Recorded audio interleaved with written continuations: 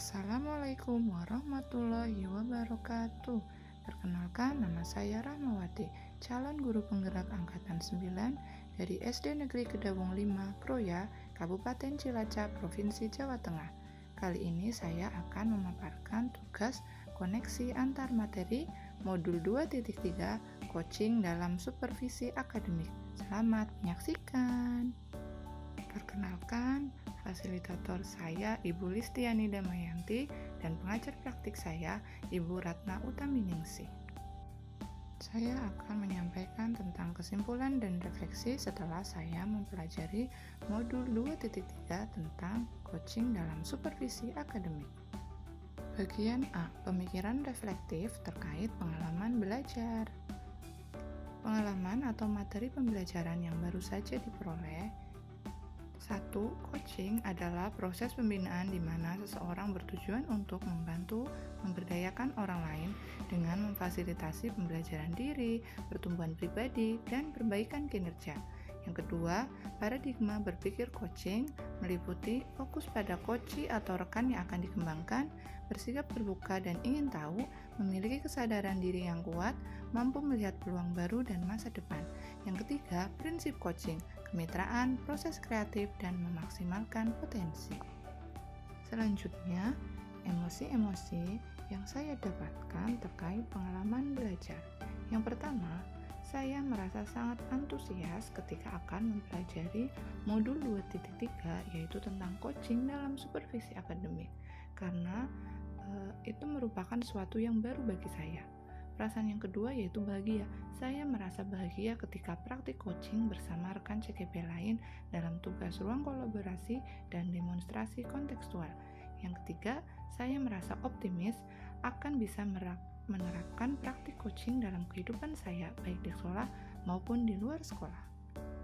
Bagian selanjutnya, apa yang sudah baik berkaitan dengan keterlibatan diri dalam proses belajar.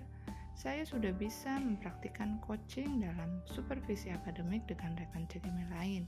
Saya menerapkan coaching dengan alur tirta dan sesuai dengan prinsip coaching. Saya mampu berperan sebagai observer, coach, dan coachee.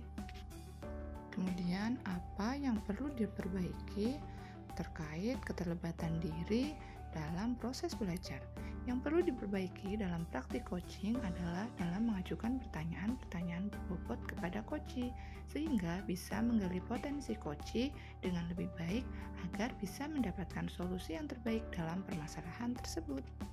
Selanjutnya, keterkaitan terhadap kompetensi dan kematangan diri pribadi.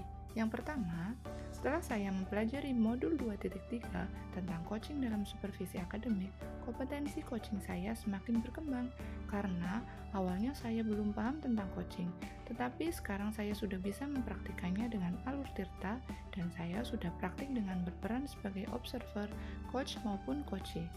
Saat saya mempraktikkan coaching, saya harus bisa mengendalikan diri dari asumsi pribadi, sehingga coachee akan merasa nyaman. Selain itu, saya juga harus menjadi pendengar yang aktif, tanpa memotong pembicaraan dan tidak merasa lebih pintar atau berpengalaman dalam permasalahan yang sedang dibahas. Bagian B, analisis untuk implementasi dalam konteks CKP. Memunculkan pertanyaan kritis yang berhubungan dengan konsep materi dan menggalinya dengan lebih jauh. Pertanyaan kritis saya yaitu bagaimana keterkaitan keterampilan coaching dengan pengembangan kompetensi sebagai pemimpin pembelajaran. Keterampilan coaching dapat membantu guru dan pemimpin pembelajaran dalam mengidentifikasi kebutuhan belajar siswa, mengembangkan strategi pembelajaran yang disesuaikan dengan kebutuhan siswa, membimbing siswa dalam memecahkan masalah, dan mempromosikan keterampilan sosial dan emosi siswa. Berikutnya, mengolah materi yang dipelajari dengan pemikiran pribadi sehingga tergali wawasan atau insight baru. Coaching merupakan salah satu metode efektif untuk diterapkan dalam bidang pendidikan yang prosesnya berpusat pada murid.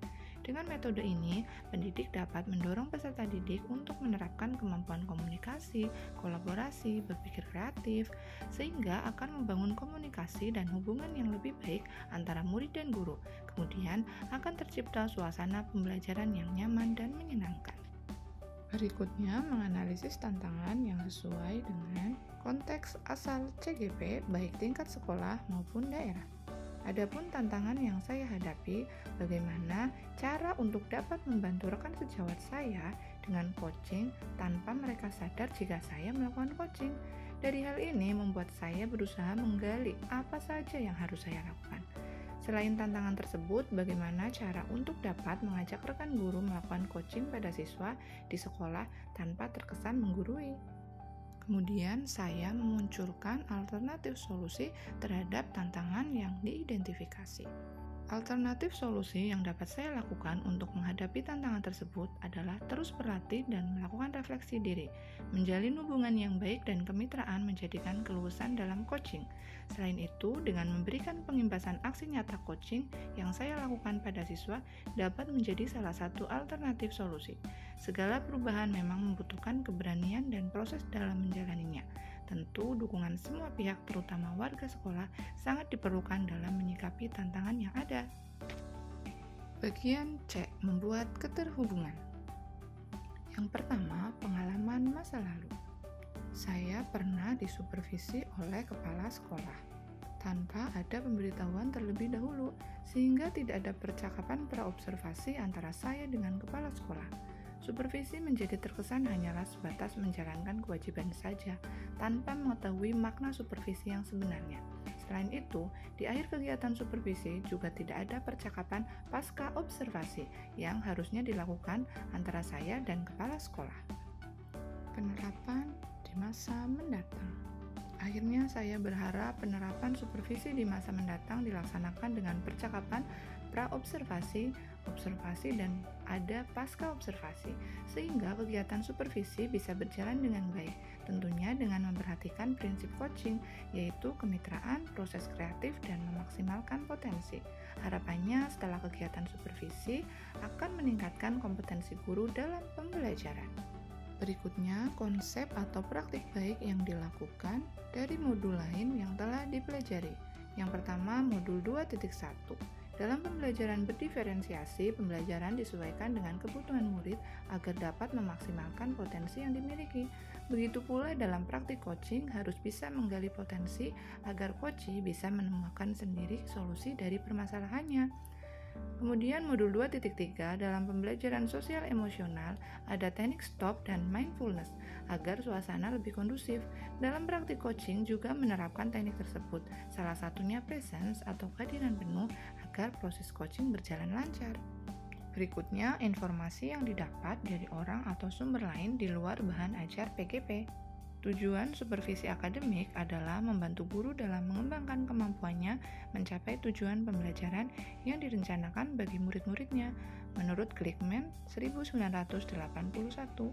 Melalui supervisi akademik diharapkan kualitas akademik yang dilakukan oleh guru semakin meningkat, semata-mata ditekankan pada peningkatan pengetahuan dan keterampilan mengajar guru, melainkan juga pada peningkatan komitmen, kemauan, dan motivasi.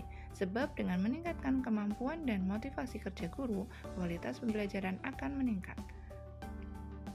Terima kasih, semoga bermanfaat. Wassalamualaikum warahmatullahi wabarakatuh.